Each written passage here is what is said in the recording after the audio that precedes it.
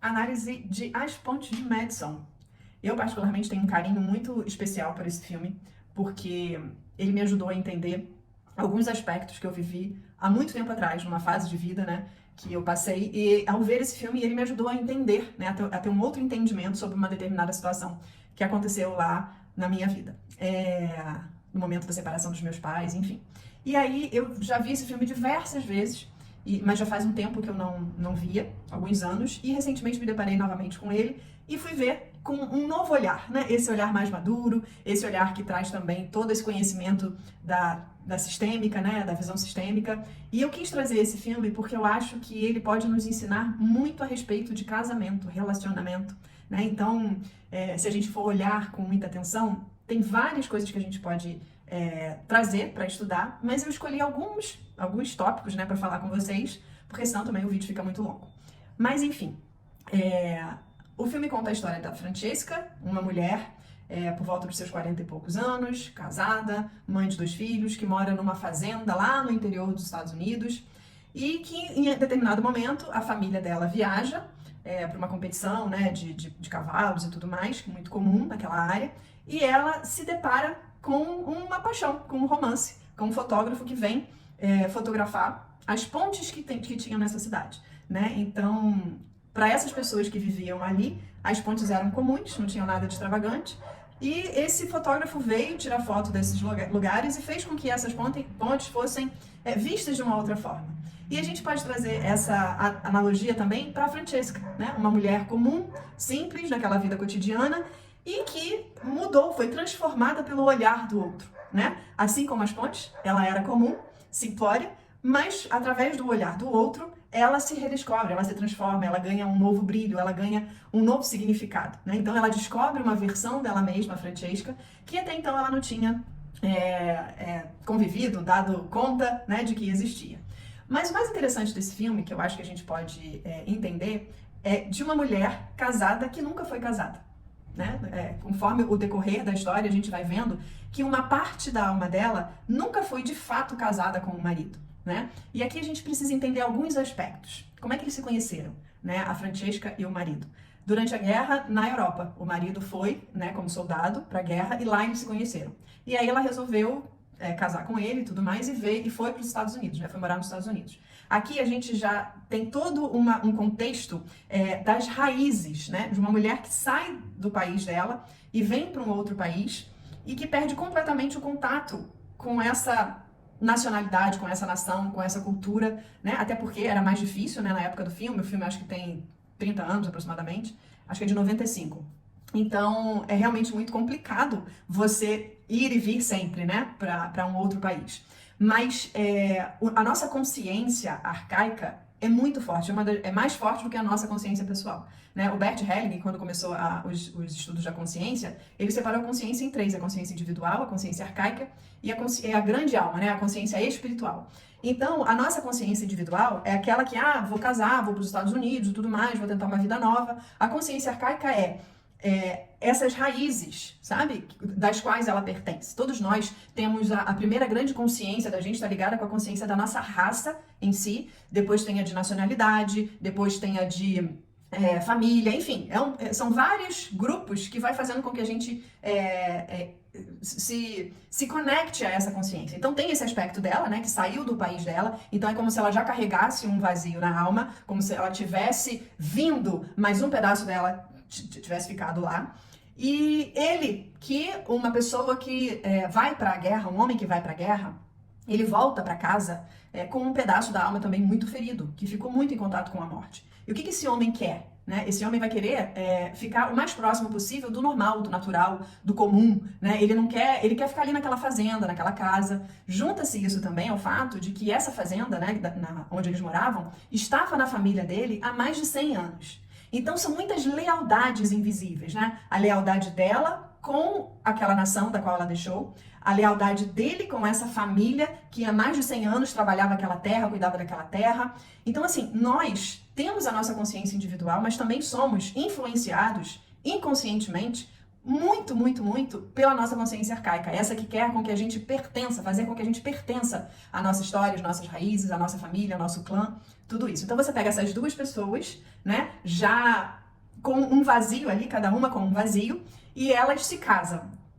E na verdade, ela não consegue se entregar para esse marido da forma que ela supostamente deveria, né? Num casamento, a gente escolhe uma pessoa pra gente se entregar, né? E ali a gente percebe que ela, na verdade, o casamento dos dois já estava muito mais numa dinâmica de mãe, ela cuidando dele, né? Ela colocava o almoço, ela cuidava da roupa, ela em si cuidava dele como se fosse um outro filho, né? Um filho mais velho para ela. Então o casamento já estava ali nesse nível, né? Nessa fase aí em que o casal tá ali junto, mas não tem mais aquela troca, aquela entrega, né? Tudo aquilo. O que acontece também, né? O Bert tem uma frase muito interessante que é assim: o relacionamento a dois dá certo quando transpomos o limiar e olhamos para frente, em vez de olhar para trás. Aqui, quando Robert chega na vida dela, ele traz todo aquele desejo pelo novo, todo aquele desejo de viver experiências que ela sempre quis, né? Então, quando ela se depara com essa possibilidade, é como se ressurgisse, como se acendesse nela aquele desejo da juventude, né? De desbravar o mundo, de conhecer o mundo, de fazer coisas, de parar, descer no trem numa cidade apenas porque deu vontade. Quando o Robert fala isso pra ela, né? Ela fala: você desceu do trem? Aí ele: porque você quis, achou bonito? Aí ele: então assim, era como se ela, no fundo dela, ela quisesse viver aquilo, né? Então ele traz pra ela, ele resgata nela esse desejo da juventude. E num relacionamento, num casamento, a gente só consegue sucesso quando a gente abre mão desses desejos da juventude, né? A gente tem que olhar pra frente, a vida acontece para frente, né? Até quando a gente é bebê, a gente tá lá na barriga da nossa mãe, é o paraíso, tá tudo bem, você não precisa se preocupar com nada, mas chega um momento que você precisa se despedir. É um limiar que você rompe e não tem como voltar atrás. Então, a partir do momento que você se casa com alguém, não é possível mais voltar para trás para aqueles desejos do passado, né? Muitos casais têm essa ideia equivocada de que eu quero minha liberdade, minha individualidade num casamento e tudo mais, mas num casamento supõe-se que não tem mais essa liberdade. Você está vivendo ali 24 horas do dia com uma pessoa que você escolheu para ficar do seu lado. Então, assim, é ilusório você acreditar que você tem direito à sua individualidade, à sua liberdade. E isso é muito colocado na nossa mente, né? Você precisa de um tempo para você e tal. Na verdade, você, assim, precisa de um tempo para você, claro, de descanso, né, de tudo isso, mas achar que você vai ter uma liberdade é uma ilusão. Isso não existe mais a partir do momento que você se casa, né? Então, quando a gente não consegue se libertar, avançar nesse limiar, a gente fica preso aí nesse desejo, né, juvenil, da adolescência, da juventude, que, na verdade, não cabe no contexto de um relacionamento maduro, adulto, de um casal que realmente se entrega e quer ficar junto, né, escolhe ficar junto. E o fato dela ter esse desejo, né? Então, assim, a parte da alma dela que queria isso não deixou com que ela se entregasse de forma íntegra ao casamento, né? Então ela fica ali com aquela insatisfação. É como se, caramba, eu queria tanto da vida, eu tenho isso tudo aqui, mas eu queria mais, né? Então é sempre um desejo de insatisfação, né, que isso causa na gente. E isso acaba acarretando algo muito maior, né? Quando a gente não consegue dominar isso, quando isso é muito forte dentro da gente, o relacionamento acaba, não é possível mais levar adiante. Então, quando a gente... Outro ensinamento aqui muito interessante, que eu acho que nós mulheres, principalmente, erramos muito nisso, é achar que isso deve vir naturalmente do outro, né? Ele precisava saber que isso ia me agradar. Tinha que ter sido natural, eu esperava que fosse natural, eu esperava que ele deduzisse isso. E isso, na verdade, é um erro. Quando a gente quer algo do marido, a gente precisa pedir especificamente ao marido. E aqui não é uma questão de exigir, é uma questão de pedir. E pedir sabendo que o outro pode ser capaz ou não de te dar. Então, é muito importante a gente saber se colocar no relacionamento com essa lucidez, sabe? De que quem adivinha o que a gente quer é a nossa mãe. Mãe é que sabe o que o filho precisa, sem o filho precisar pedir. Agora, num relacionamento com o outro, de casamento, a gente precisa ser responsável por expressar aquilo que a gente quer, né? Não esperar que o outro adivinhe. E homens e mulheres funcionam diferente disso, né? O Bert também é muito, muito sábio, né? Quando ele fala isso, que ele acha que nós não devemos educar o nosso parceiro, né? Quem educa é mãe. Então, quando um parceiro chega na sua vida, quando outra pessoa chega na sua vida, supõe-se que ele já foi educado pela mãe. Então, quando a mulher quer educar o marido, quer fazer com que o marido faça as coisas do jeito dela, ou acha que o marido não faz certo, ou quer que o marido faça exatamente do jeito que ela quer, é como se a gente estivesse educando esse marido. E, na verdade, o marido já foi educado pela mãe, né? Então, aqui o relacionamento também do casal pode ficar perdido nessa dimensão aí de mãe e esposa, né? O que na verdade eu sou para esse homem? Sou mãe ou sou esposa? O que cabe no papel de mãe? O que cabe no papel de esposa? Como é que eu tô atuando aqui, sabe? E isso vai influenciar também na libido, na questão da libido, porque um homem se sente desejo e atração por uma mulher, não pela sua mãe. Então, quando a sua esposa está atuando nesse papel materno dentro do relacionamento, isso vai interferindo em tudo, né, no relacionamento. Tô olhando a minha cola aqui porque eu anotei algumas coisas que eu não quero deixar de falar com vocês, né? E vamos lá. Então, essa mulher, vivendo essa vida toda pacata, recebe a visita desse fotógrafo, isso tudo desperta nela, todo esse conteúdo que estava guardado lá desperta, e ela começa a se enxergar de outra forma, né? Ela começa a se ver mais feminina, ela quer comprar um vestido novo. Então, o olhar também do outro dentro do casamento é muito importante. Né? Quando a gente deixa de olhar para o outro nesse sentido, quando a gente deixa de perceber a beleza do outro, a profundidade do outro, a gente fica meio que carente, né? Então qualquer pessoa que chegue e que olhe um pouquinho diferente pra gente, é como se a gente despertasse algo, né? Despertasse, assim, ele me vê diferente, ele me vê, né? Então dentro de um relacionamento de casal, o ver é muito importante.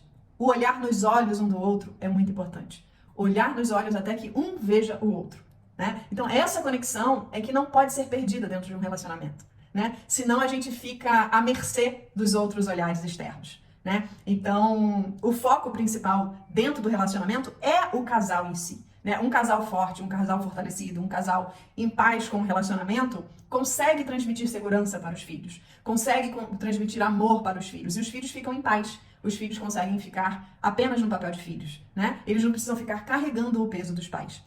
Porque os filhos percebem quando os pais não estão felizes. E aí eles vão querer compensar os pais de alguma forma, algum jeito, né? E aí saem da postura, saem do lugar, aí começa toda a bagunça que existe no sistema familiar. Então, esse cuidado do casal é muito importante que exista, que haja, sabe? Senão acaba acontecendo isso, fica à mercê, né? E aqui, o relacionamento do casal é um processo de morte. Essa frase também do Bert é muito profunda. Eu vou ler esse pedacinho aqui que eu acho que vocês vão entender melhor. Quando um casal se apaixona, ambos pensam: finalmente encontrei a mãe que sempre desejei. É um amor cego, que não vê o outro nitidamente. Depois de um tempo, essa ideia se revela como sendo um engano.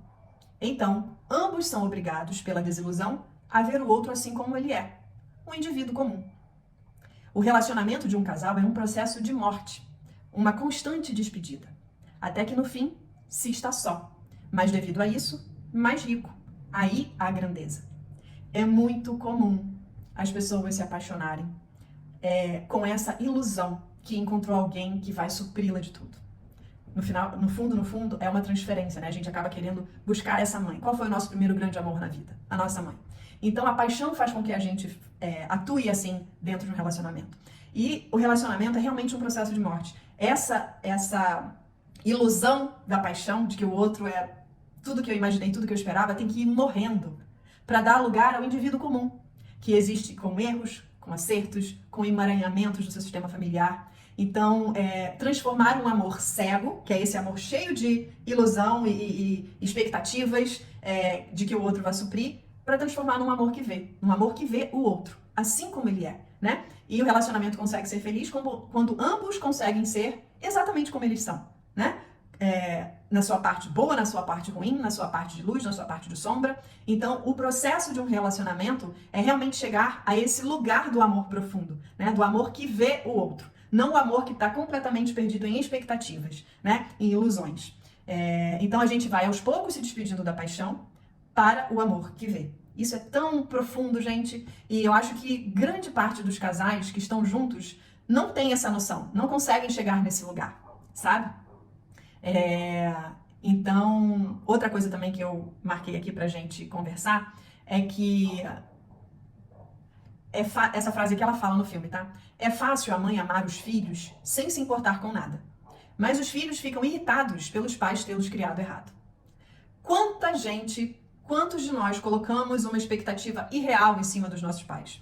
Achando que eles são perfeitos, que eles são super-heróis, né? A gente cresce, mas ainda carrega dentro da gente essa ilusão de que os nossos pais são perfeitos, né? De que eles não erraram, não erram. Então, isso acaba deixando a gente irritado quando a gente percebe que eles erraram de alguma forma com a gente, né? Isso cria na gente uma expectativa de que meu pai não me deu o que devia, minha mãe não me deu o que devia, né? A gente perde essa autorresponsabilidade de ter que lidar com a própria vida, colocando a culpa no que a gente está vivendo hoje, lá nos nossos pais, no que faltou, né? A gente tem uma carta de dívida na mão, né, dos nossos pais. Então, assim, se hoje eu sou assim é por causa dos meus pais. Quando, na verdade, gente, se a gente está vivo, nossos pais fizeram o que tinha que ser feito. O essencial. Nos deram a vida. Muitos de nós temos sorte de receber bônus. O bônus dos valores, da educação, do amor, do afeto, do carinho. Esse é o bônus. A vida é o principal. Isso, se você está vivo aqui, é porque deu certo. Seus pais fizeram o papel certo, né? Então, se eles não puderam exercer a função materna e a função paterna da forma que você acha que deveria ter sido feita, aí é outra questão, né? Então, isso é muito verdadeiro, né? É fácil a mãe amar os filhos sem se importar com nada. Mas os filhos ficam irritados com os pais por eles terem os criados de alguma forma errada. Então, isso também é uma coisa pra gente pensar. Como é que eu lido hoje com a questão do meu pai e da minha mãe? Será que eu os recebo no meu coração do jeito que eles são? Será que eu recebo a vida do jeito que ela chegou até mim, de coração aberto? Será que eu estou disposta a recebê-la com bom grado? Ou eu tenho uma carta de dívida? E quem tem dívida no coração, materializa a dívida, né? Então pense sobre isso. Como é que hoje você atua na sua vida em relação aos seus pais? E outra coisa aqui, né, que eu já até fiz post sobre isso, são os segredos de família. Como é que os segredos de família interferem, influenciam na vida de quem vem depois? Então aqui o começo do filme são os dois filhos desvendando um segredo da mãe. Aqui, gente, eu não tô entrando no mérito de que deve ou não falar para os filhos, né? Muitas coisas os filhos realmente não têm que saber, não precisam saber. O que eu quero deixar claro aqui para vocês nós somos influenciados por esses segredos, né? Então, a partir do momento que a mãe tem um caso extraconjugal, esse caso, esse relacionamento cria um vínculo que é indissolúvel, né? E essa pessoa precisa ter um lugar no sistema familiar. Ela existiu e ela vai ter interferência nesse sistema familiar. Então, os filhos aqui se deparam com esse segredo e aí eles conseguem entender algumas dinâmicas que eles estão vivendo na vida deles que são decorrência disso. Aqui você vê um filho honrando o pai, tendo um relacionamento exatamente igual ao pai tinha com a mãe e com a esposa. Então, assim, ele não olhava para a esposa dele, né? Tanto que no final do filme ele vai lá, procura a esposa e abraça e pergunta: eu te faço feliz? Então, o filho aqui estava repetindo um padrão do pai, né? Aquele pai que nunca olhou para a esposa, né? Então, totalmente influenciado, honrando esse pai no relacionamento. E a filha se mantendo no relacionamento que desde o início ela sabia que não era bom, que ela estava super infeliz, honrando, sendo leal à mãe, que se manteve casada com o pai durante anos. Quando ela descobre que a mãe teve esse relacionamento extraconjugal, ela fala: como assim? Se eu soubesse que eu podia me separar, eu teria me separado. Mas esse era o meu exemplo, e eu estava seguindo o exemplo. Entende como as coisas começam a ter interferência na vida dos filhos? Então, assim, gente, isso é um ponto pra gente pensar, né? Será que eu hoje tô sendo leal a algo da minha mãe, da minha família? E, na verdade, eu me permito fazer um pouco diferente? Eu posso me permitir fazer um pouco diferente? Será que esse script que a minha família viveu até hoje é o mesmo que eu preciso viver? Será que eu tô numa lealdade invisível, quando na verdade eu posso atuar de uma forma um pouco diferente dessas pessoas? A época era diferente, eu sou outra pessoa. E a gente geralmente fica nessas lealdades invisíveis por uma questão de pertencimento. Eu só pertenço quando sou igual. E ninguém quer deixar de pertencer ao clã, ao sistema familiar. Isso é muito forte, a nossa consciência arcaica aqui, novamente influenciando a gente para permanecer num lugar. Então, quando a gente consegue olhar para os pais, vendo as pessoas atrás dos pais, a gente também consegue entender muita coisa a respeito de nós mesmos. Deixa eu passar aqui para ver se eu esqueci algo. Eu acho que não. Acho que eu falei tudo que eu estava pensando em falar. Ah, não, tem uma coisa aqui que eu não falei. Quando um caso extraconjugal acontece num relacionamento, O Bert tem uma posição muito firme em relação a isso, né? Que muitas pessoas têm dificuldade de entender. Um relacionamento de casal pressupõe equilíbrio entre o dar e o receber. E esse equilíbrio é feito de uma forma constante, né? É assim, o equilíbrio não é assim, é assim. Eu dou, outro dá, eu dou, outro dá, né? E com isso a gente consegue seguir adiante no relacionamento. Nós somos dois iguais. Damos e recebemos. Damos e recebemos. Somos dois iguais. Aqui ela teve um caso extraconjugal. Falo ou não falo para o marido? Né? Muitos casais passam por isso. O Bert é bem taxativo em dizer que não se deve falar para o outro. Né? É algo que, se você coloca para o outro, eu vou ler que eu acho que vocês vão entender melhor. Ó, quando alguém comete uma falta e confessa ao outro, então o outro tem de carregar as consequências. Ele transfere para o outro o ônus de ter que lidar com isso. A sinceridade aqui destrói a relação. A solução está em colocar por si mesmo as coisas em ordem e carregar as consequências sozinho. Assim o outro fica livre de cargas. Eu posso compensar fazendo algo de bom para o outro, em segredo e sem confissões. Aqui algumas pessoas podem não concordar, né? Pode achar assim, não, eu quero saber, se alguma coisa acontecer, eu prefiro saber. Será mesmo? Eu acredito que a resposta certa é muito difícil, né? Eu tô trazendo para vocês a percepção que o Bert teve diante de milhares e milhares de atendimentos com casais, né? O Bert tem livros sobre relacionamento que foram dinâmicas com casais de verdade, né? Então ele tem autoridade para falar sobre isso. Mas isso é uma coisa que a gente precisa pensar, né? Será que fala, será que não fala? Porque quando eu peço perdão para o outro, eu coloco na mão do outro que ele tem que resolver aquilo ali. E ele, na verdade, não participou de nada daquilo, né? Quem traiu foi o outro. Então, assim, o perdão aqui não existe, né? A gente fala em reconciliação. Quando existe uma real reconciliação do casal, é possível que esse relacionamento siga adiante. E se você decide falar, o que acontece? Do mesmo jeito que a gente compensa para o bom, a gente compensa para o ruim. No equilíbrio, eu dou, o outro dá. Eu dou, o outro dá. Quando acontece algo ruim, eu fiz algo ruim para alguém, o outro tem o direito de fazer algo ruim para mim também. Só que, quando é na questão positiva, eu faço um pouquinho, o outro faz um pouquinho melhor. E assim a gente vai crescendo. Quando acontece algo ruim no relacionamento, eu fiz algo ruim, o outro faz algo ruim um pouquinho menor. E assim a gente vai voltando ao equilíbrio. Então, a compensação sempre vai existir. Sempre. Ela tem que existir. A gente vive com compensação. É ilusão achar que isso não existe. Quando é uma compensação boa, pro lado positivo, eu faço um pouquinho melhor do que o outro e a gente vai crescendo.